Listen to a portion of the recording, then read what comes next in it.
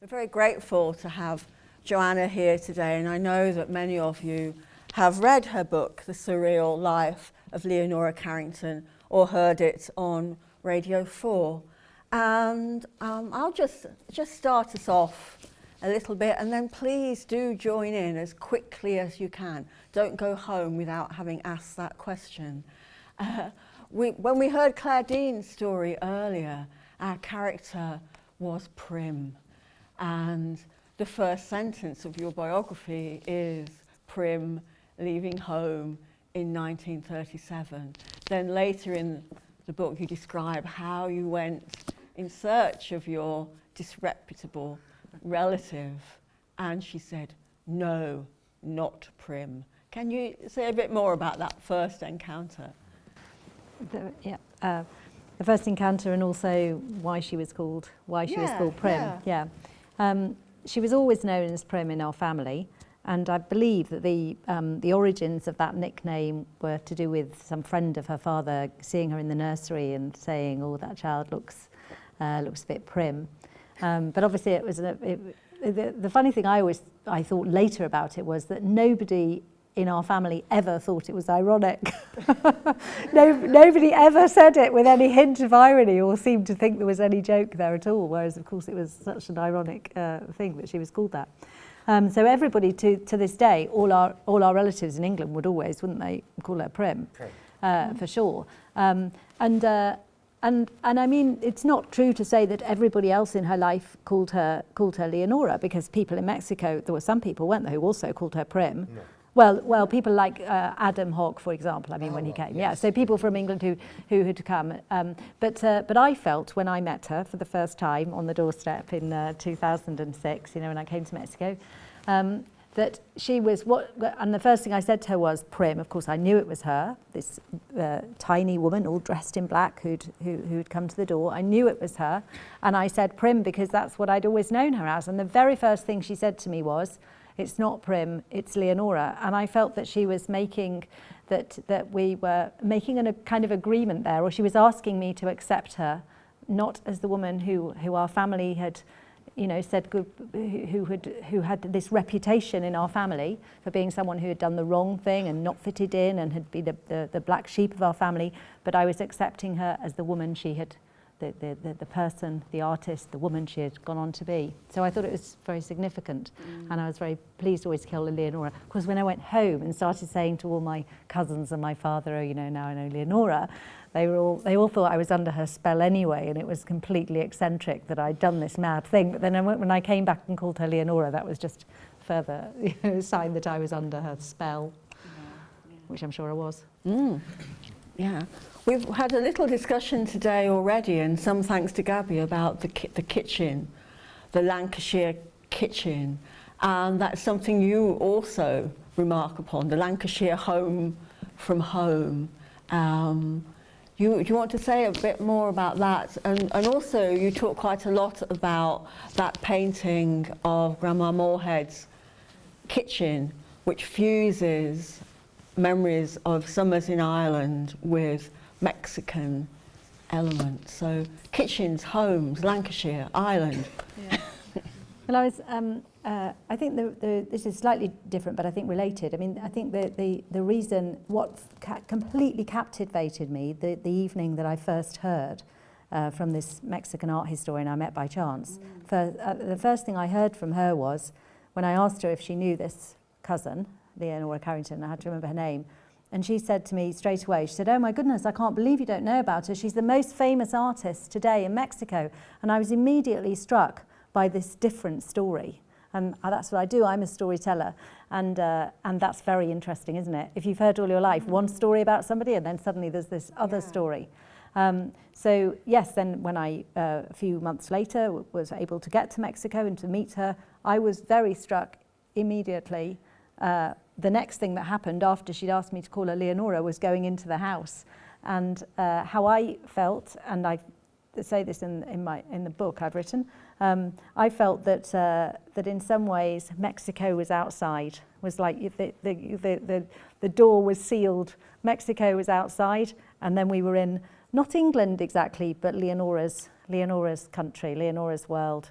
but it definitely had it had elements of England, didn't it? Many elements of England, as Gabby's already said, and it definitely had Mexican flavour as well, because it was there in Mexico, but it was a fusion, yeah. And then Grandmother Moorhead's kitchen, as you rightly say, that's set in the kitchen of mine and Gabby's great-grandmother, Leonora's grandmother, in Ireland, which is where Leonora often spent her summers. And the kitchen, of course, was always a very important place for her. So I think it's a very significant painting that she's on that table got, or in that picture, in that painting, got a lot of elements of both Mexico and Ireland and England. Do we have some questions from the audience, or comments, observations? Yeah, someone there.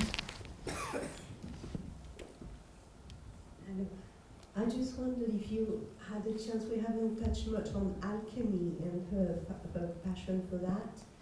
Maybe I should have asked Gabrielle about it. Did you ever discuss that when you had the chance to meet her? Well, I think Gabby would certainly know much more than I do about that. But I think that for her, one thing that I sort of picked up or felt was that, painting, the fact that she used egg tempura, it was a process like cooking. And I remember her saying one day actually that cooking was very difficult too. I don't think she was somebody who sort of had a hierarchy. I don't think she was somebody, I felt anyway, she wasn't somebody who felt that sort of being an artist was something that set her apart from anyone else or made her, better or special. She thought it was absolutely what she'd been born to do. It was a need. She said that it was a need, not a choice. And I think that she likened painting, I feel this, I don't know if you agree, to sort of ordinary things, because for her it was just what she had to do. So Gabby would be better to talk more about alchemy than that. Were you asking earlier about the house? Was it you was asking about the house in the Ardèche? Because I have been there actually now a couple of times. And it's quite difficult to access that house because, very strangely, due to an unusual set of circumstances, that house has only been sold, I think, once since Leonora sold it when she left in 1940. And the family who own it, there are many children in that family, about 6 children who are kind of in their 60s. And the matriarch of the family is still alive, and it was their summer holiday home. They're a Lyon family, so they still come down. The mother still comes down, so it is pretty much preserved in a way that it probably wouldn't have been if it had been just in normal domestic use. But the one issue is that all these children, I think there are 4 or 5 of them, they've got houses ranged on the hillside around the farmhouse where Leonora and Max lived. So they don't want it to become a tourist attraction because that's all their homes are there. But my understanding is that when Leonora had to leave very, very quickly and very reluctantly, because she definitely, I don't think, wanted to leave Max there, but she absolutely had to, or realised that she absolutely had to. It was a terrible, it was a huge flurry leaving, and I feel that I think she was very torn, but she had to, she could only take very few things with her. Certainly in terms of the art, and she left a lot of things in the house, and the paintings and the things that could be removed later were, but then Max returned and he got some of those back. But there's a lot of work, like at Charleston, if you know that house. There's a lot of work that's actually in the fabric of the house, so of course that couldn't be taken away, and that's what's still there. But also there are some very strange things, like for example I think I wrote this in one of the pieces of journalism that I did around the time of the anniversary. In the garage there's a set of golf clubs with LC, the initials LC. Like, who runs away with their lover and takes their golf clubs? So, the photographer I was working with, I went with a photographer from the world of interiors, and the piece about the house will be in the magazine later on this year, at the end of the year. But the photographer, I don't think, believed me that these golf clubs existed. But we did find them, so they definitely do. That is extraordinary. You sort of think of golf as something that only really boring people play. Apologies to anybody in the audience, but there was definitely no golf course in the Ardèche. Well, in that anyway, area. I can think of other writers who also play golf, but that would be a digression. So, more questions. She might have used them as weapons. It's true. It's true. They are very efficient. Yeah, they may have that another purpose. I wondered, you've written in your book about how you had this encounter, and of course you have this family connection that makes it all more potent for you, but nonetheless it seems that you met somebody who has a powerful, charismatic effect, and you then realised this was an encounter that you had to make more of and return repeatedly, even though you were at a time of your life when you had a lot of small children and things were difficult at work and in life, and somehow you managed, we all have busy lives, we can imagine that's quite a big thing you wrote. I think almost that you weren't necessarily the kind of person that one would imagine doing that, and so on, and yet you did. And so I wonder if that's a way that you could talk about the, I suppose, striking effect, that the sort of specialness of her as a person having an impact on you as a woman, and maybe on other people that you've noticed around, you know, the sort of, not to create a cult of personality, but I'm just curious what sort of impact. Well, I think it's.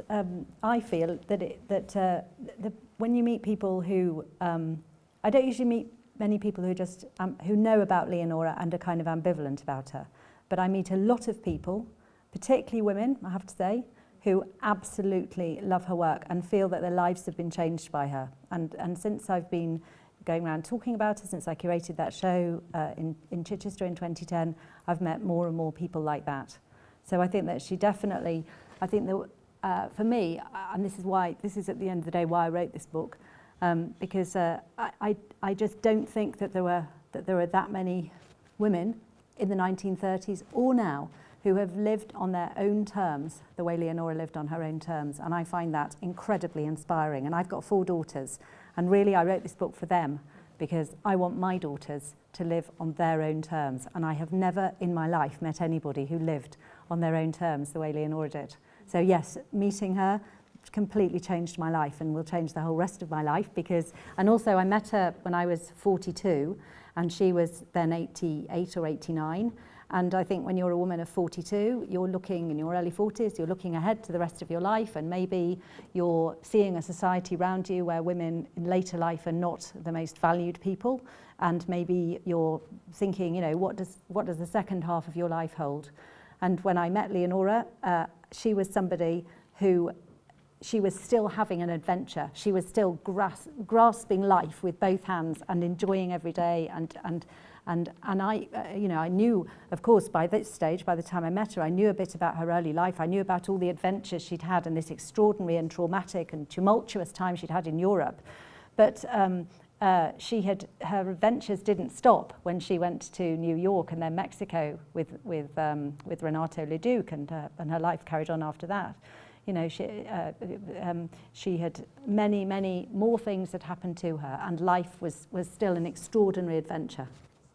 Do you think she paid the price for being the right person, and what was that price? I think that I don't think that I don't know when, and Gabby, you know, would have a different, you know, you have obviously much better than me, but I don't think that it brought her great happiness to be disconnected from one thing that I think art historians never really, when I started reading what art historians had said about her leaving our family, I think that maybe people had the idea that we were some kind of distant, you know, that we were some family where relationships were very distant. We're actually an incredibly close-knit family. And one of the things I realised when I met Leonora 70 years after she'd gone was that almost everybody she had known in her life in England, in her childhood, were our relatives. And particularly, they were some of them were my relatives on my other side. But being Catholic in the north of England in the 1920s and 30s, it was a very small circle, and we were a very close-knit family. And to leave that family, to leave any family, for anybody to leave their family and say to them, no, you know, the life I have been put here to lead, I cannot lead as part of your family, is a massive statement to make, and the wounds, you know, go very deep. And I think, you know, it wasn't one-sided. It's not just that the cousins who were here and the relatives that were here and her were left. I think she paid a very big price for not having, you know, all the relatives, the extended family. And I think that's why her own children were so incredibly important in her life. You know, I mean, there was no question that the most important people in her life were Gabby and Pablo, her sons. That's absolutely, completely, you know, and her grandchildren. That's definitely the case. Yeah. But I was always so interested in the choices she'd made. And I remember asking her whether she had any regrets, and she was absolutely adamant she did not have any regrets. She'd, you know, she had gone on a path, and I found it incredibly inspiring and impressive that how dead set she was on that, and how she'd done it.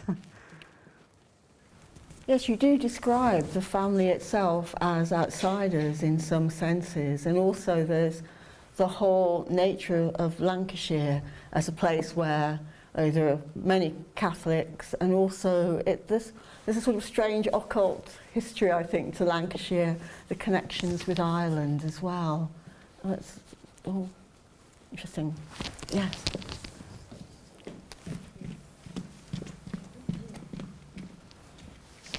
Just continuing with what you were saying about family, and the close-knit quality of it, and then hearing them refer to her as Prim and that she was an artist's model, there's an interesting parallel with the way in which Britain has ignored her stature, her great work, you know, the incredible extent of it, as well as the quality of it.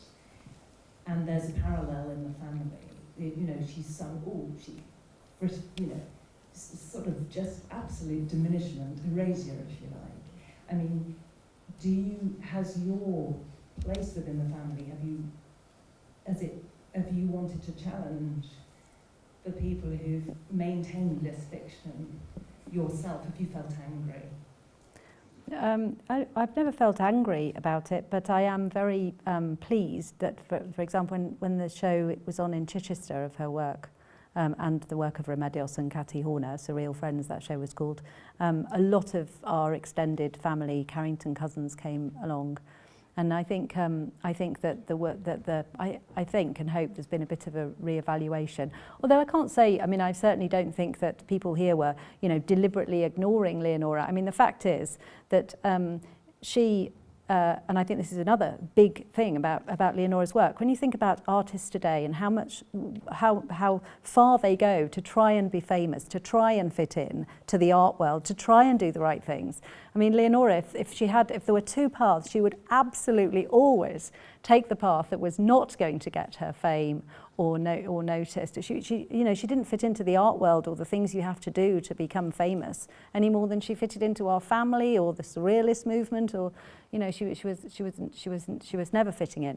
I don't think it's the blame doesn't exactly. It's not as if she, you know, she left people who were deliberately ignoring her. But in some ways, I do think that I think I've said this in my book. I do think that maybe. We all want to impress our families, because our people in our families know us better than anybody. So in a sense, they're the people it's hardest to impress. And there's a story, and I can't remember if I've said this in the book, about when she came home for her mother's funeral, and she had a copy of one of her collections of short stories. I was told this by one of my cousins, and her three brothers were drinking around the fireplace, and she came with her book and she showed it to one of them, but they were having a conversation. Someone was, you know, telling a story. We're a big family of storytellers, so some big story was being told, and this brother just looked at the book and put it on the mantelpiece, and then later on Leonora noticed that nobody had really picked it up. And I think she was incredibly proud of the fact that, you know, when where the family did know about her work, like for example, one of her, in fact, most valuable paintings today, I think, the Temptation of St Anthony, that was always, wasn't it, in Lancashire for many years? Is that right, Gabby? It was, and I think, I mean, she'd given that painting to her mother, and I think right from her earliest times, actually, right from when she went to Paris, you know, there are books, that first book that she wrote in Paris that Max did the illustrations for. Yeah, the first copy of it she sent back, didn't she, to Lancashire, and it says to Ma and Pa. So I think she always wanted to share her work with. I don't think it wasn't exactly a sort of animosity. It was just she had to do what she had to do, and the price, unfortunately, for that was you know, the family weren't the number one people to be close to. Perhaps one last quick question. Is there anyone that I haven't noticed that's had their hand up all along now? Thank you. Talking about Leonora losing what she had to lose, I'm interested in when you talk about her relationship with Max. And it seems from the way you narrate it that she loses Max once, and then because he was obviously sent to the concentration camp, and then the two find each other in Lisbon and then later on in New York, and it seems that the two are close again, even though there was Peggy at this point and Renato, but the two are close, they spend days together. But it seems that this time Leonora chooses voluntarily to lose Max again, and she just follows Renato to Mexico. So once again, she chooses herself as the center of the world and what she thinks is best for her. I was wondering if you could talk about that, because I find it as well very empowering. Yeah, well, I mean, as one thing I'm very conscious of, you know, is I was lucky enough to, incredibly privileged to know Leonora through the years I did. But you know, when you write somebody's story, you know, you have your own, you put your own, you know. We tell the story that we want, you know, that we're part of as well, or that we hear the things we want to hear, don't we? But it seemed to me anyway that I was, and I sort of feel that my relationship with Leonora continued after her death. In many ways, I was, you know, looking more at her art, reading her stories more, getting to know things about her that you know, had happened years and years before, and I very much felt that when I started researching her and Max's relationship, I suppose I thought, oh, you know, for this story to work, he's got to be, you know, completely in love with her. But I wonder if it was like that. But the more I read, including Max Ernst's side of it, which is limited in terms of what's out there, but there is some stuff, it more and more backed that up. You know, it was Max was the one who was completely in love with Leonora, and Peggy Guggenheim, for example, in her memoirs. You know, she knows that when Max meets Peggy in Lisbon, she says in her autobiography that when she heard that, she felt the dagger go into her heart, and the reason she felt the dagger go into her heart was she knew her lover was in love with another woman. So it seemed to me that, you know, and I did talk to Leonora about this, when they met up again in Lisbon, it would have been incredibly inconvenient to have re-established their connection, her and Max, because they were both with the people who were going to get them away from the Nazis, and that was paramount. And in Leonora's case also, she would say, our family, she had to get away. So that wasn't the moment to reconnect. But then in New York, you know, there was no reason really why they had to be bound together, why they couldn't have split up from her from Renato and him from Peggy and re-established their connection.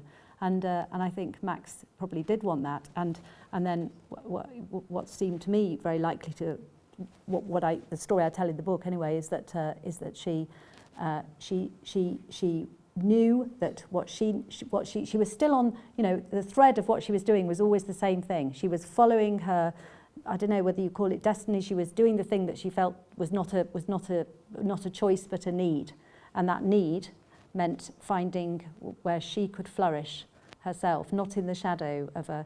And it's funny because, do you know that photograph of Max Ernst with Dorothea Tanning, taken by Lee Miller, that composition, you know, where she's got the tiny Dorothea, the huge Max. And in a way, I think that Leonora foresaw that could have been Leonora.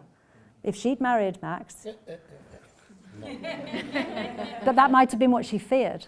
Leonora was her own size. And that's why she went. And she It couldn't. didn't matter with whom she was, Max or Chicky or whoever. Yeah. No Dorothea Tanya. I think we are all agreed that Leonora was her own woman and one of a kind, and she's brought us all together today. And the day continues, but first of all, thank you very much, Joanna. Thank you very much.